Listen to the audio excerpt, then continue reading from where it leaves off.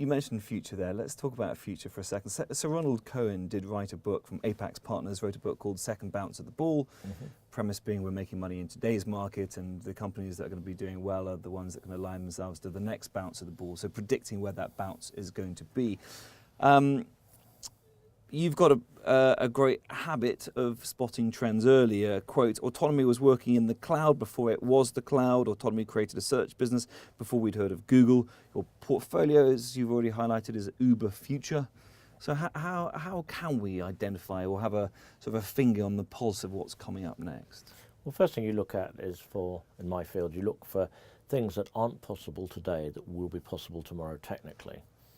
Okay, and the reason I like those are obviously suddenly something's changed, but also generally those things are very difficult to do, so you can't just replicate them. Not everyone will be able to do it.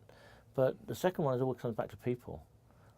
You know, what are people like? Well, you know, when you're in San Francisco and you suddenly see that the 20-somethings, none of them are from San Francisco, but we're all animals that are used to living in a social hierarchy. Well, you can start to see social media and the need for it, and how we recreate the village.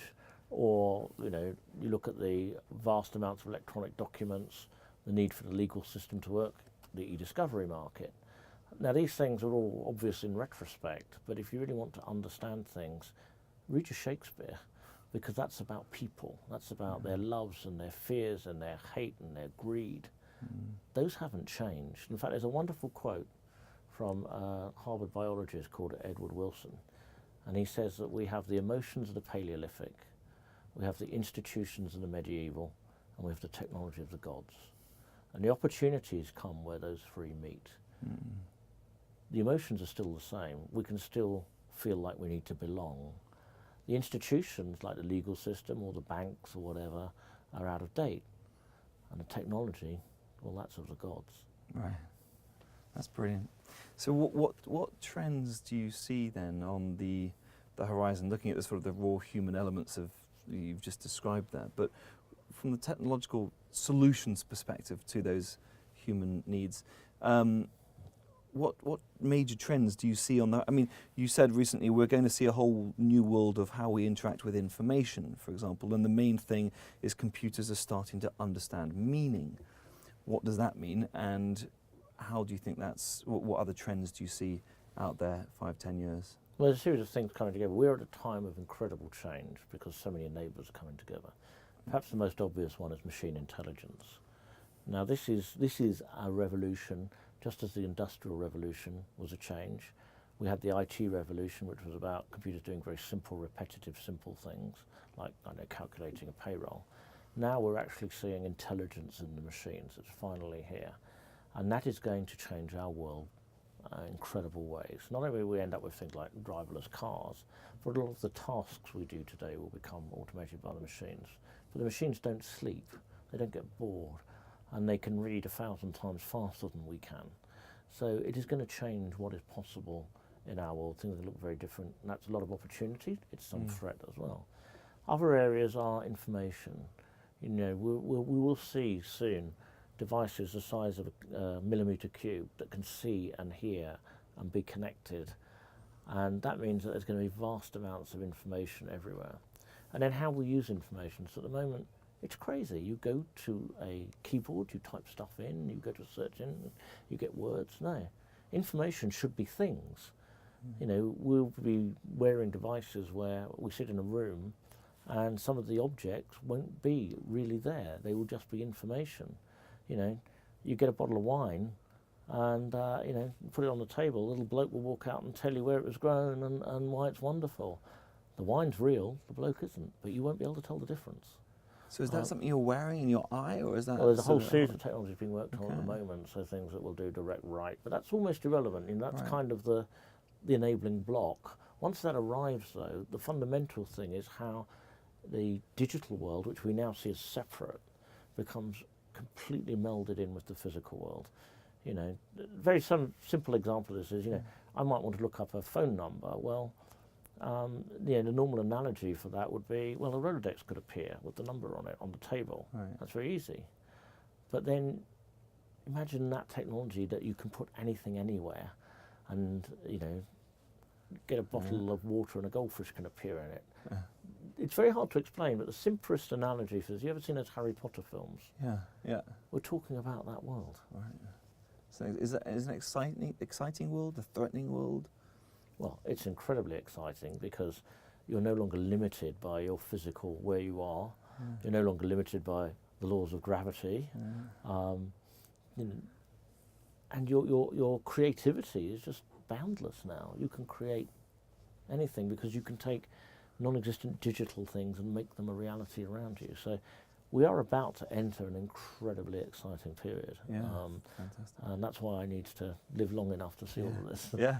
Well, it's also good, as you say, for entrepreneurs because it's an economy that's not volatile, not changing. It's not good for entrepreneurs, and particularly not good for tech entrepreneurs, right? So it's a good time. But for It's more than that. It's not good for the status quo. It's not good for the systems and the people that have controlled us. Yeah. You know, in terms of, you know, evolution, we're a blink of an eye away from feudalism. Right. And you know, we're now controlled by institutions and you know, power in a way that's not going to be there anymore. Yeah. And that is opportunity for everyone. Yeah. I know Google was talking about trying to make the whole thing of immortality, take that off, you know, aging as a problem to solve. Do you think we're gonna get there at one point? It's interesting. I think there's a very different view in different cultures about this. I'm much more at home with the concept of the arc of human existence. Right. Okay. I think that arc is a very special thing. I'm not sure that actually immortality is a goal to be going after. Right. Okay. You know, one of the things that worries me about the digital age is about how everything, you know, you're going to soon be able to record everything you do. But actually, I quite like the idea that there's uncertainty. I like the idea that someone looking at someone's past and the life doesn't know. So I delight in the fact that my Wikipedia entry has errors in it. Yeah. Because I don't want everything to be perfect. I want there still to be those wonderful gaps through which our creativity exists. Yeah, that's brilliant. Exactly. It becomes more fragile and more important then, doesn't it? And more deep and more subtle. Yeah. You know, imagine when you have a recording device and you can go back and you can replay any conversation or row you had with anyone, or all those stupid things you did when you were younger. It is good that they slip into oblivion. That's right. That's right. Let's talk about privacy. Is the genie out the bottle? I think it's gone. Get over it. Yeah. And actually people have, although there's this very academic conversation about it. It's amazing how little you give people for them to give up their privacy as long as you construct the experiment the right way. Yeah. You know, people now are very happy to have recorders on their car if they lower the insurance premium. You know, and that's something that's recording everywhere you're driving and how you're driving. I think there was a wonderful experiment in an American university with teenagers basically could work out the price of giving up all their personal information. It was $2.17. So this is a debate where we have a sort of theoretical ideal and we have the reality of as soon as we get something for it. And the reality is there can be a lot offered for it. So the basic idea has to change about what we mean by privacy. Yeah, and related to that, regulation. I mean, very often regulation lags technology, but it slows it down. Is it going to need to keep up in this fast, dynamic, changing world we're about to get into? The implication in your question is that regulation is a bad thing. Yeah. It's not. No. And in fact, in this world, you know, when computers can trade much faster than any human could even think about, yes, you better have regulation. But the worrying thing is you're going to have to let the machines do the regulation because they're the only things that can keep up with the machines.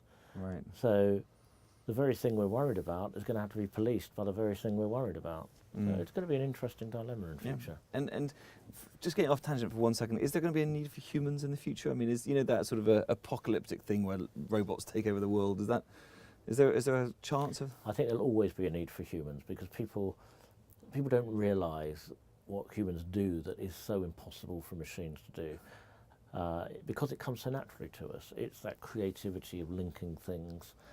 Machines just cannot do that in the foreseeable future. Yeah. So we will spend more time doing what we as humans do that's different.